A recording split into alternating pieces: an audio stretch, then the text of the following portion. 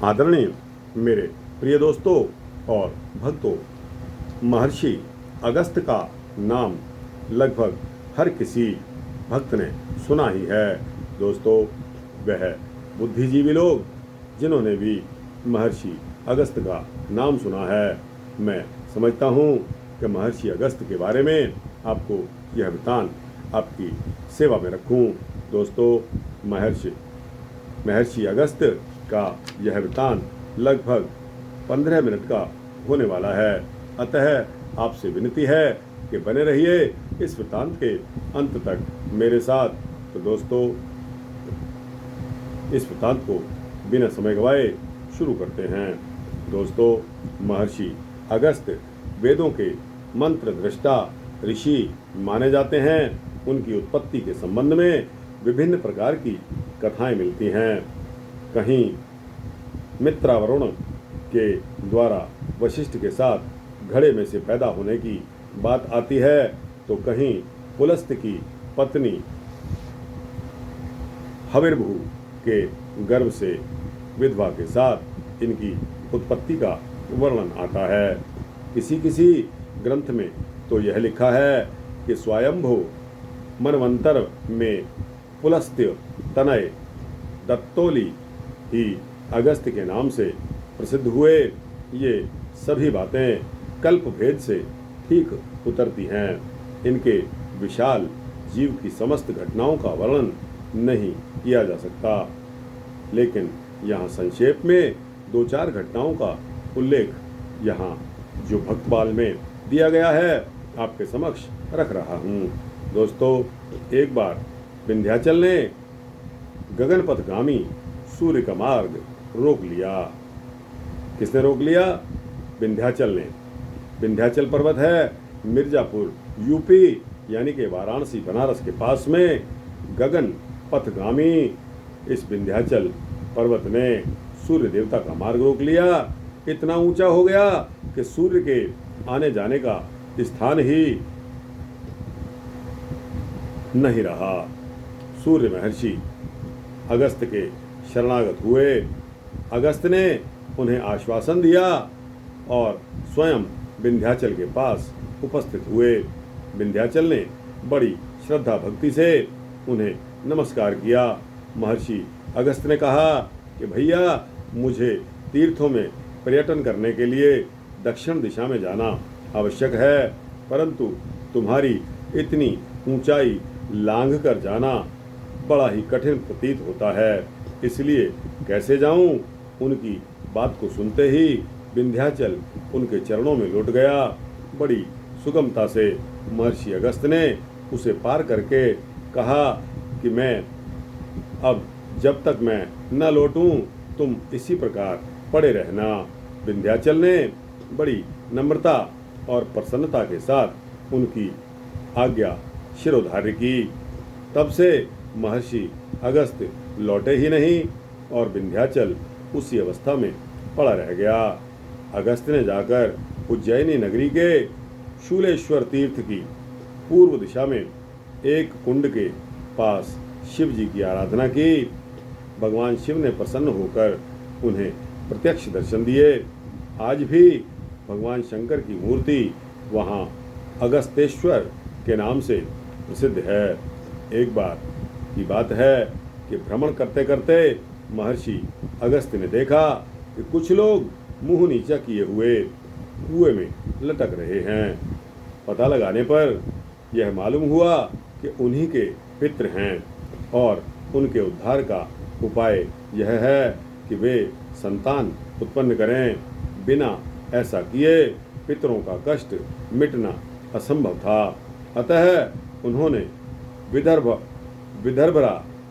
विदर्भ राज से पैदा हुई अपूर्व सुंदरी और परम पतिव्रता लोपामुद्रा को पत्नी के रूप में स्वीकार किया।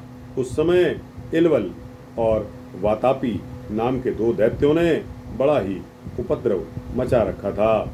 वे ऋषियों को अपने यहाँ निमंत्रित करते थे और वातापी स्वयं भोजन बन जाता, और जब ऋषि लोग खा पी चुकते थे तब इलवल बाहर से उसे पुकारता और वह उनका पेट फाड़कर निगल जाता था। इस प्रकार महान ब्राह्मण संहार चल रहा था। भला महर्षि अगस्त इसे कैसे सहन कर सकते थे। वे भी एक दिन उनके यहाँ अतिथि के रूप में उपस्थित हो गए और फिर तो सर्वदा के लिए उसे पचा गए। इस प्रकार लोक का महान कल्याण हुआ। एक बार जब इंद्र ने वृत्रासुर को मार डाला, तब कालेय नाम के दैत्यों ने समुद्र का आश्रय लेकर ऋषि मुनियों का विनाश करना शुरू कर दिया। वे दैत्य दिन में तो समुद्र में रहते थे और रात में निकलकर पवित्र जंगलों में रहने वाले ऋषियों को खाते थे। उन्होंने वशिष्ठ, च्यवन, भारद्वाज सभी के आश्रमों पर जाकर हजारों की संख्या में ऋषि मुनियों का भोजन किया था। अब देवताओं ने महर्षि अगस्त की शरण ली। तब उनकी प्रार्थना और लोगों की व्यथा और हानि को देखकर उन्होंने एक चुल्लू में ही सारे समुद्र को पी लिया। तब देवताओं ने जाकर कुछ दैत्यों का वध किया और कुछ भागकर पाताल लोक चले गए। दोस्तों और भक्तों, एक बार ब्रह्म हत्या के कारण इंद्र के स्थानच्युत होने के कारण राजा नहुष इंद्र बन गए। इंद्र होने पर अधिकार के मद से मत्त होकर उन्होंने इंद्राणी को अपनी पत्नी बनाने की चेष्टा की। तब बृहस्पति की सम्मति से इंद्राणी ने एक ऐसी सवारी से आने की बात कही जिस पर अब तक कोई सवार नहीं हुआ हो। मदमस्त नहुष ने सवारी ढोने के लिए ऋषियों को ही बुलाया। ऋषियों को तो सम्मान अपमान का कुछ ख्याल था ही नहीं। आकर सवारी में जुट गए। जब सवारी पर चढ़कर नहुष चले, तब शीघ्र अतिशीघ्र पहुंचने के लिए हाथ में कोड़ा लेकर जल्दी चलो सर्प सर्प कहते हुए उन ब्राह्मणों को प्रताड़ित करने लगे। यह बात महर्षि अगस्त से नहीं देखी गई। वे इसके मूल में नहुष का अधः पतन और ऋषियों का कष्ट देख रहे थे। उन्होंने नहुष को उसके पापों का उचित दंड दिया। शाप देकर उसे एक महाकाय सर्प बना दिया और इस प्रकार समाज की मर्यादा सुदृढ़ रखी। इनके आश्रम पर पधारे और इन्होंने बड़ी श्रद्धा, भक्ति और प्रेम से उनका सत्कार किया और उनके दर्शन, आलाप तथा संसर्ग से अपने ऋषि जीवन को सफल किया। साथ ही ऋषि ने उनके कई प्रकार के शास्त्रार्थ उन्हें कई प्रकार के शास्त्रार्थ दिए और सूर्योपास्थान की पद्धति बताई।